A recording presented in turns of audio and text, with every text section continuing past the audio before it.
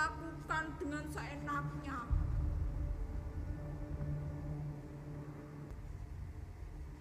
Dewan Hakim yang terhormat, Dewan Hakim yang terhormat, Dewan Hakim yang terhormat, izinkan saya meralat tuduhan jaksa. Ini bukan pembelaan. Jadi untuk itu Dewan Hakim yang terhormat, izinkan saya bicara. Jangan ditanya dan jangan dipotong.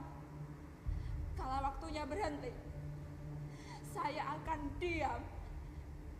Saya akan diam selamanya.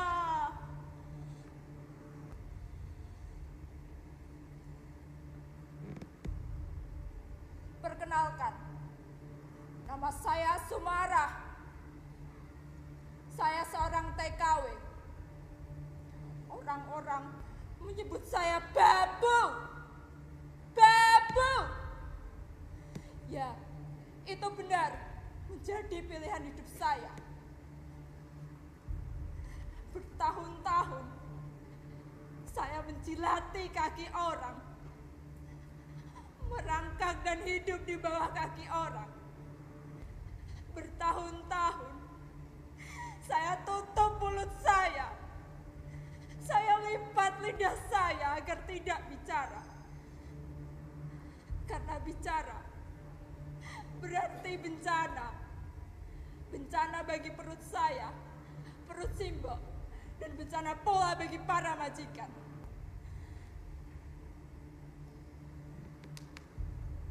Dari kecil, saya tidak berani mendongakkan wajah. Apalagi di Karangsari, tempat kelahiran saya. Orang-orang Karangsari selalu membuat saya gugup ketakutan. Suatu hari, Pak Kasirin, guru madrasah saya, menerangkan, pembunuhan para jenderal itu dilakukan oleh sekelompok orang yang sangat keji, yang tergabung dalam organisasi PKI. PKI itu benar-benar biadab.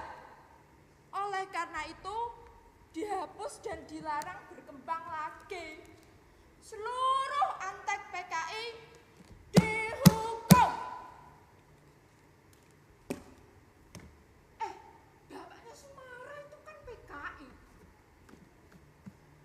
Loh, iya toh? Masa? Iya, makanya kamu tuh jangan deket-deket sama si Sumarah. Udah ikutan diciduk, ditangkap, wapok, modar. Kata siapa bapak saya PKI? Kata siapa Suliman PKI? Kata siapa? Bapak saya bukan PKI. Bapak saya bukan PKI. Benar kata Simbah. Seharusnya Bapak gak usah landurus kelapa. Gak usah lah ngusir Randong. Gak usah sergula ke Denwasto. Lihat akibatnya. Bapak saya jadi ikutan diseret. Setelah Denwasto diciduk oleh tentara. Pak Hakim, apabila bapak saya benar bersalah, lantas apakah iya saya, Simbo dan Simbah yang harus menanggung semua dosa? Dikucilkan, dirampas harga kami, selalu terdapat di negeri sendiri.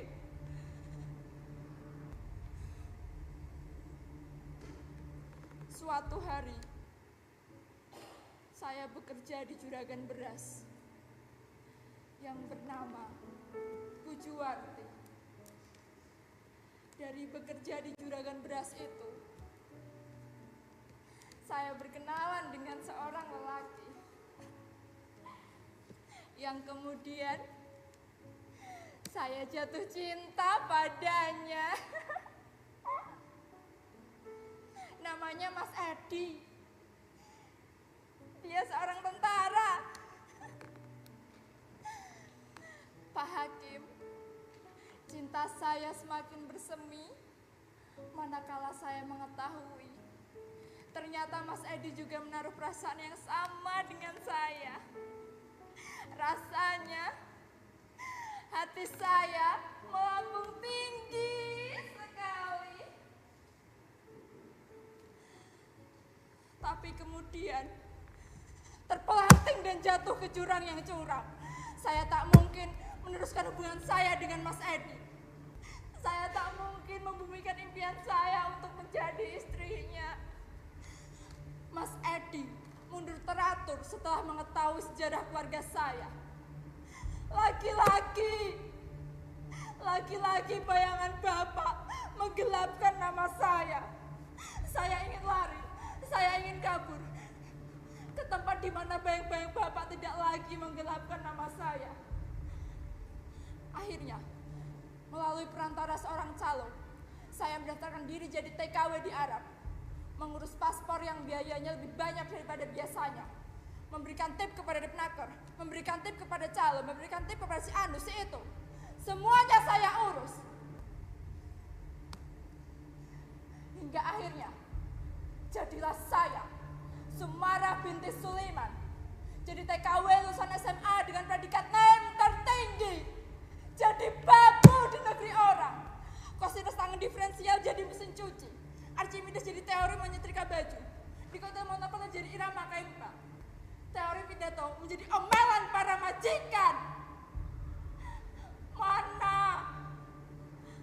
Mana cerita Pak Kasirin tentang pribadi bangsa Indonesia yang adiluhung ramah tamah kewarian dan gotong royong. Nyatanya semuanya hanya bisa saya beli dengan uang.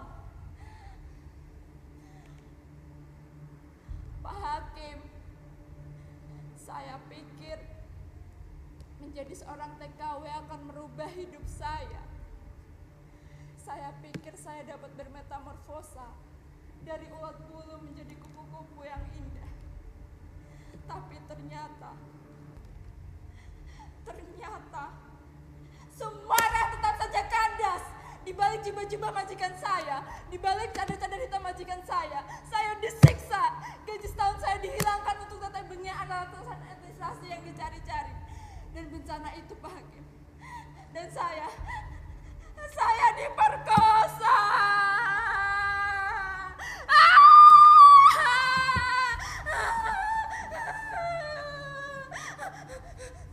Tolong.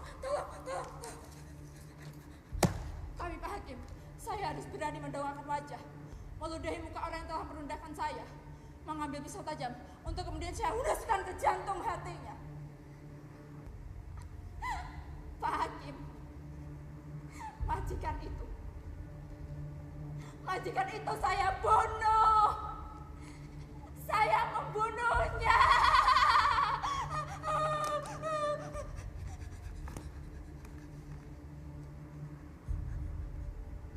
Dewan Hakim yang terhormat. Dewan Hakim yang terhormat. Dewan Hakim yang terhormat. Inilah saya, Sumarah. Saya siap mati.